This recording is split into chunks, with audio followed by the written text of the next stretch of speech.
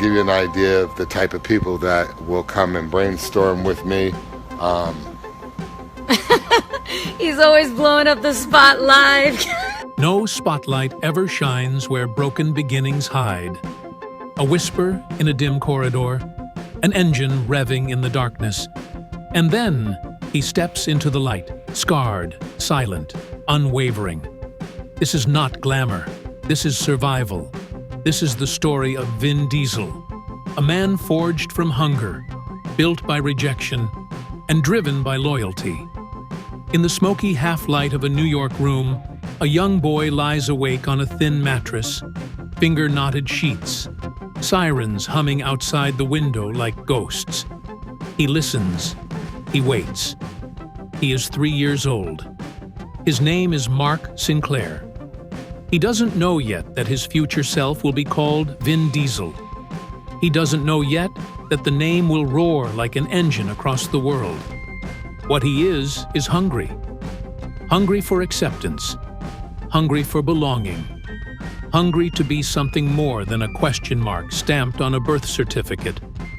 Mark's mother, Delora Charlene Vincent, reads the stars to make sense of a world that rarely offered sense.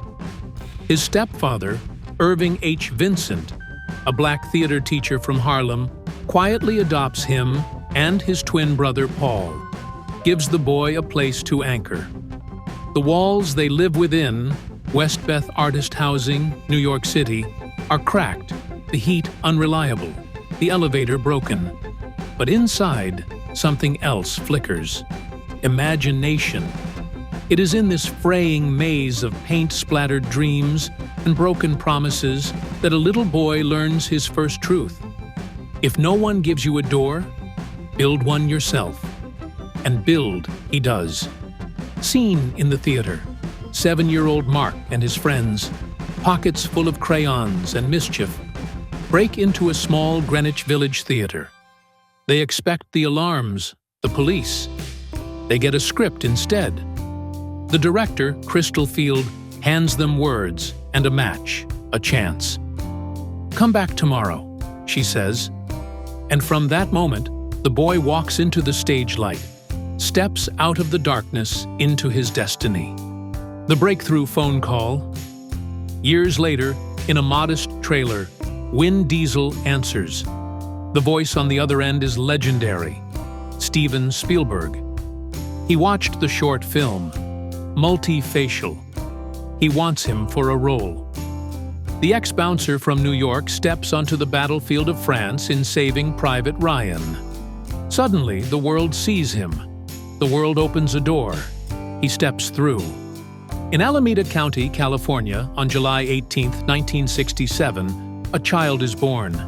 Not marked as fathered, only named. Mark Sinclair, the boy who will become Vin Diesel. His mother, Delora, dreams amongst the stars, astrologer, actress, exhausted warrior. His biological father vanished. When asked decades later, Vin whispers, "All I know from my mother is that I have connections to many different cultures." At 3, the family moves to New York City's Westbeth Artists Housing, a sanctuary for painters, actors, dreamers. The building's elevator often lies still. Winters bite. Dinner sometimes doesn't come. His mattress sits by a window that frames both streetlights and sirens. In that room, he learns hunger. He learns absence. He learns that if the world doesn't invite you in, you must find your own entry. In that same maze of artists, his mother writes horoscopes. His stepfather teaches acting to kids who cannot afford lessons. "The walls were full of dreams," Vin once said, "and we had to dream just to survive." Mark is quiet, but his silence burns. Other kids have fathers present at school plays. He has a question mark in the mirror. He has a face that doesn't fit the molds. Later he will say, "My racial identity was like Schrodinger's cat. Neither one thing nor another until someone opened the box." His reflection shifts. The mirror sometimes becomes his enemy, sometimes his teacher. One night, age 7. Mark and a pack of neighborhood boys slip into a small theater in Greenwich Village. Their pockets carry crayons, laughter, rebellion. They expect chaos. What they get is opportunity. Director Crystal Field stands not in fury, but in vision. She doesn't call the police. She hands them scripts. She says, "Come back tomorrow and earn $20 on stage." That moment becomes a pivot. The boy who might have walked into something far worse, instead walks into acting. From that night on, the stage becomes home. It becomes the language for everything he cannot yet say. Teenage Mark trades books for the street. He studies literature at Hunter College. But hunger speaks louder than lectures. "I didn't quit school," he later recalled. "I just couldn't afford to pretend anymore." He lives in small rooms where the heat fails. The walls smell of rain and cigarettes. Nights stretch long. Coins in his pockets whisper their limits. By day, he sells light bulbs over the phone. By night, he becomes a bouncer in some of Manhattan's roughest nightclubs. Tunnel, Mars, Limelight. The job title says bouncer, but what he really does is survive. Every shift thrusts him into battle. Oversized men, spilled whiskey, strobe lights masking fear. Winter winds cut through his jacket as he walks home bruised, pockets empty, knuckles aching. He once said, "I got into 500 fights a year. That's who I was. I was surviving, not living. For 10 years, I guarded doors that would never open for me," he said. But he learned how to keep standing when they slammed shut. Auditions come. Casting directors pause at his name, his face, his heritage. Too white. Not white enough. Too black. Not black enough. They don't know where to put him. Each "no" sharpens his silence. Hollywood whispers, "You don't belong anywhere." He grows tired of waiting for permission to exist, so he gives it to himself. With $3,000 borrowed from friends, he buys a second-hand camera. In 3 sleepless days, he writes, directs, films, scores a short. It's called Multifacial. It is imperfect, raw, honest, and no rejection can kill honesty. When Multifacial is invited to the Cannes Film Festival in 1995, he arrives without a tuxedo, without an agent, without expectations. He watches his dream flicker on a French screen. Somewhere in the crowd, Spielberg watches too. A door that had stayed shut for a decade finally opens. The world knows him now as Vin Diesel, the man who turned speed, loyalty, and pain into cinematic legend. But before the lights of Hollywood found him, he had already learned survival. More than a star, he becomes proof that even the strongest engine can break and still keep running. Fame didn't arrive like sunrise. It hit like a storm. One phone call from Spielberg changes everything. Suddenly, Mark Sinclair, club bouncer, is on a battlefield in France, standing beside Tom Hanks, holding a rifle under Spielberg's command. The cameras roll, and something inside him breaks loose. That hunger, that bruised knuckle, that cold dinner.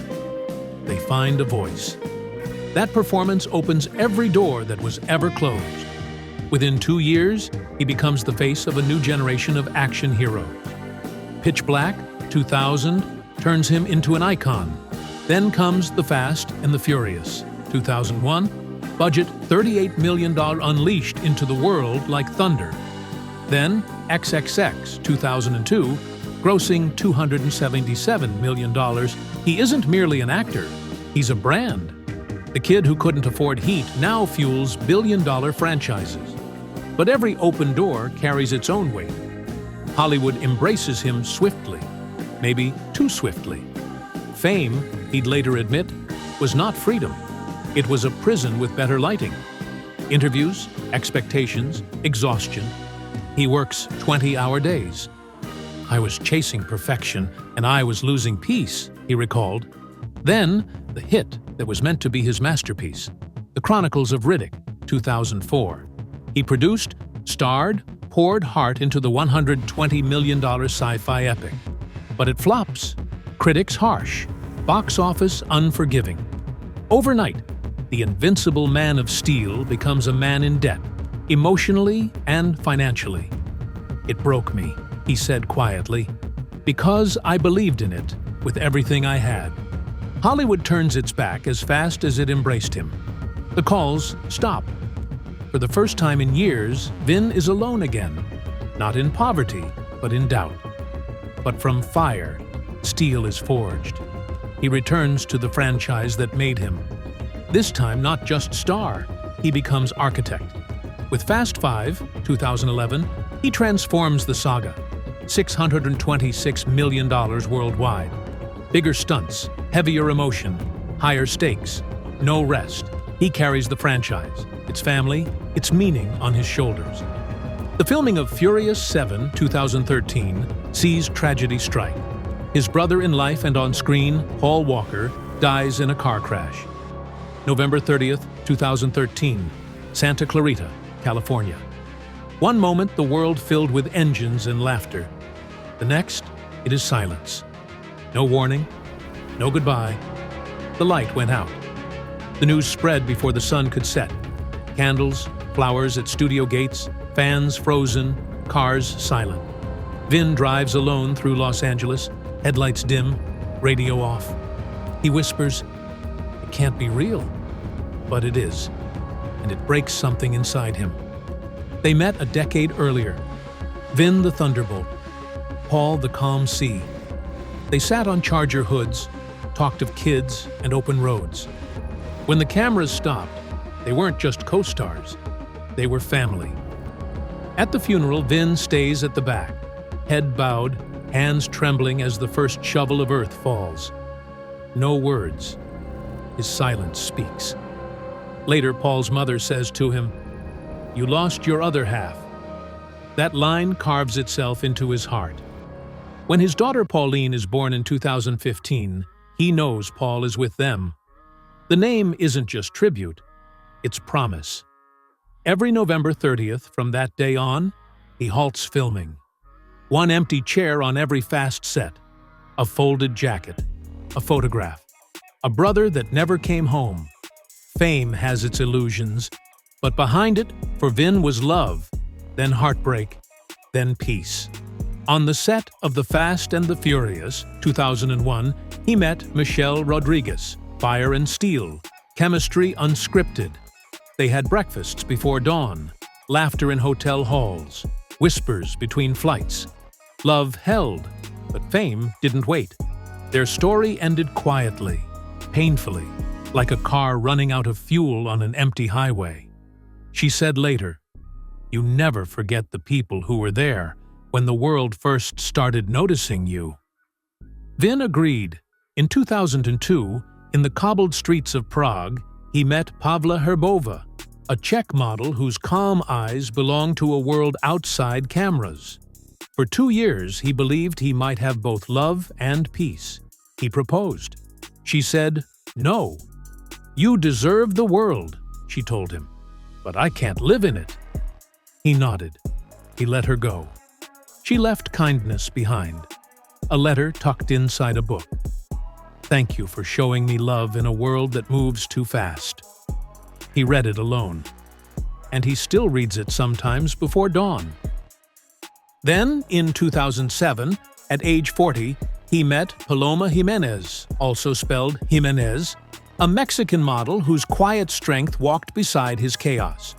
She saw not Dom Toretto, but Mark. They kindled simplicity.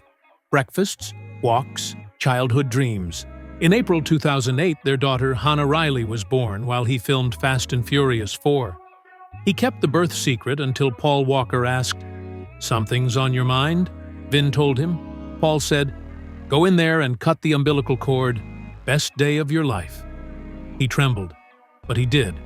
It changed everything. In 2010, they welcomed son Vincent Sinclair. In 2015, they named their third child Pauline, after Paul Walker. "Every time I look at her," Vin said softly, "I see Paul smiling." Filming schedules grew heavy. Some nights, Paloma waited at home while he flew across continents. He came home past midnight, children asleep, drawings waiting. "That's when it hurt the most," he said. "They were growing up while I was out there pretending to save families on screen." Family matters more than any franchise. From that point on, he changed the rules. No filming on his children's birthdays. Family isn't part of the franchise. It's the reason I still believe in one. Today, Vin and Paloma have been together longer than many Hollywood marriages. Unmarried on paper, but bound in something deeper. Their love is human. A balance of noise and peace, of fame and faith. "When I became a father," he said, "I stopped running. I realized peace isn't something you find in applause. It's in the little hands that hold you when the world gets loud." At the peak, surrounded by money and glory, Vin discovered love could still be lonely. Fame's gravity pulled people in, but crushed those who stood too close. The first tremor erupted in 2016 between Vin and Dwayne Johnson. A social media post calling some male co-stars candy asses set off headlines. Scenes were shot separately. Reports of closed-door meetings. By 2018, The Rock had left the main saga. The world saw family, loyalty, but behind the engines were cracks in the asphalt. One studio executive noted, "He may be difficult, but Fast and Furious doesn't exist without him." Another shock hit in 2022. A veteran director left the 10th installment of the franchise after 5 days of filming. Official reason? Creative differences. But insiders whispered endless rewrites. Diesel's habit of altering plans mid-shoot. Dom's Law, they called it. Millions lost. Critics asked, has the franchise's greatest strength become its greatest burden? Diesel didn't respond to gossip. He showed up, looked into the camera, said, "Family." And for his supporters, that word still meant everything. In 2023, another storm, a lawsuit by ex-assistant Asta Jonasson. 4 of 6 claims dismissed, but 2 remained under review. A fortress he'd built cracked under storms. He maintained silence. His lawyers spoke. The case became a wound to his reputation, the hardest kind to heal. Years earlier, in 2013, when Riddick lost funding, he mortgaged his $4.7 million home to pay crews. He gambled his house to protect his art. A director later said, Diesel personally wired more than $3 million of his own money when the studio bond collapsed. He didn't have to, but he did. After Riddick underperformed, losses were real. He never blamed. He simply said, "Sometimes you pay the price for believing too much." Fans saw strength. Few saw solitude. Few saw nights of rewriting, sleepless worry, the pressure to be perfect for millions who saw him as a hero. He carried the creed that built his empire, loyalty. Even as the world questioned him, he stood behind the word that started it all, family. Because for Vin, power was never free. It came with silence, sacrifice, and the weight of every person who ever believed in him. Body as monument, the silent man of steel in Hollywood. Before he ever spoke on screen, he had already learned how to survive. The muscles, the explosion scenes, they told one story. The joints that now creak, they tell another. Leaping from moving cars, sprinting through explosions, absorbing blows meant for stuntmen, each stunt a deposit in his body's ledger. Pain plus endurance. His shoulders, once granite, now click when he raises a cup. His knees, the same ones that carried Dominic Toretto through deserts and burning asphalt, tremble climbing stairs. "You don't build muscle without breaking something," he once said with a crooked smile. He wasn't bragging. He was confessing. In earlier years, he trained like a soldier. Iron clang for alarm clock, cold ice packs for lullaby. During the Fast Five era, he could bench press 350 lbs, but he couldn't sleep. His spine screamed louder than the engines he drove. Between 2009 to 15, he tore shoulder tendons, strained both wrists, cracked knee cartilage. He never used stunt doubles. It didn't feel honest. Tape his wrists, limp onto set before sunrise. Lights came on. Director called action. Pain had no place in the frame. Then 2022 arrives and something changes. The man who trained for war begins to train for forgiveness. Of body, of time, of self. The iron weights give way to yoga mats, breath to silence. The diet turns pure, fish, greens, water, meditation. He quits red meat, alcohol, ego. My strength isn't in my arms anymore, he says quietly. It's in my patience.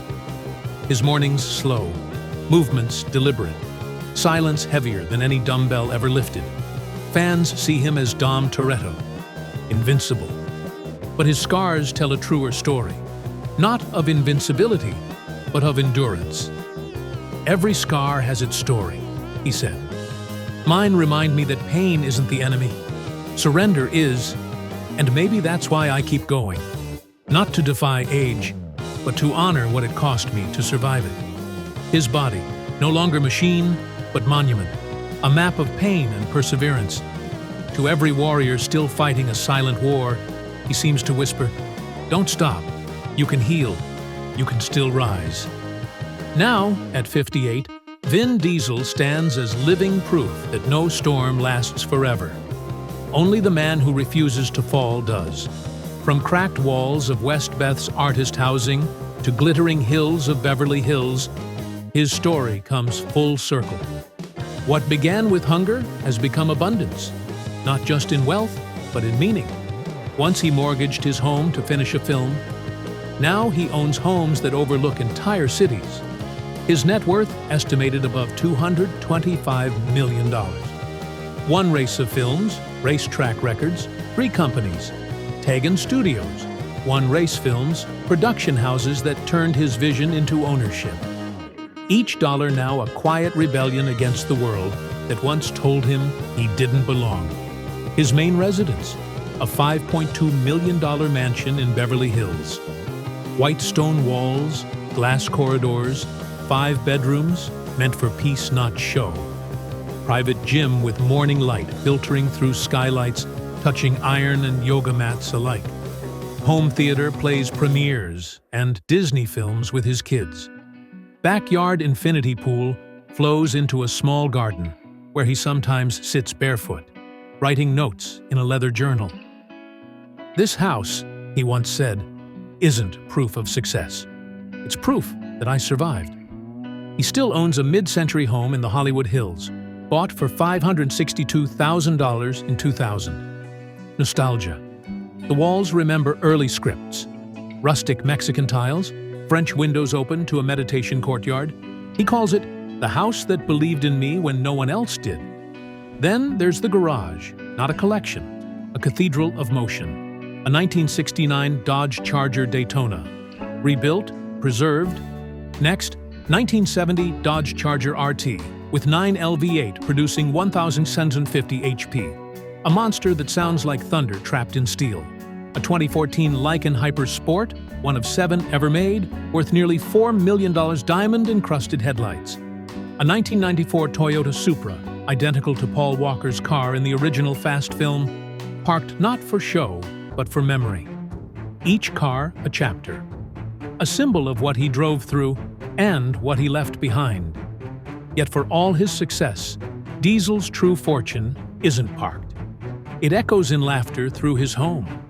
He shares his life with Paloma and their 3 children, Hannah, Vincent, Pauline. He once said, "I waited until I was ready to be the father I never had. Every birthday, every school recital, he's there."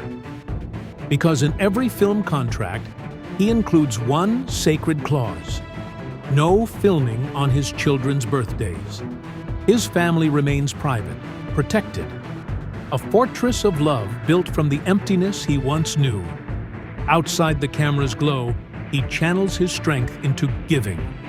Quietly, without headlines, supporting children's education, disaster relief, military families. After Paul's death, he continued the legacy, funding youth programs, sponsoring underprivileged communities. "You don't measure a man by what he earns," he said, "but by what he gives back after the world stops watching." Now, physically, he is calmer. Diet clean, routines slower, mornings filled with gratitude instead of grueling gym sessions. Fans sometimes spot him walking alone on the Malibu shore, barefoot, hoodie pulled low, hands in pockets. Not the invincible action hero, but a quiet man watching the tide. And maybe that's what makes him more heroic than ever. Not his strength, but his softness, the ability to stay human in a world that keeps trying to turn him into myth. Today, Vin isn't chasing fame. He's curating legacy, producing the next Riddick chapter, developing films under one race, mentoring young filmmakers who remind him of himself at 27, shooting multifacial on borrowed credit cards. He tells them, "Don't wait for permission, just make something." Because his life has always been a masterpiece built without permission. From a nameless child in a cramped apartment to one of the most bankable stars on Earth, his story isn't about luck or muscle. It's about resilience, about a man who learned that real power wasn't in how fast you drive, but how deeply you feel. If this story of Vin Diesel has stirred something inside you, if you've ever been told you're too late, too tired, or too broken to rise, then don't let this film end here. Hit like, share this story. Let his journey remind you it's never too late to rise, to heal, to drive your own road. And to you watching this, may your life be long, peaceful, full of love, health, and prosperity. Because you too deserve calm skies, warm hearts, and days that shine brighter than your yesterdays.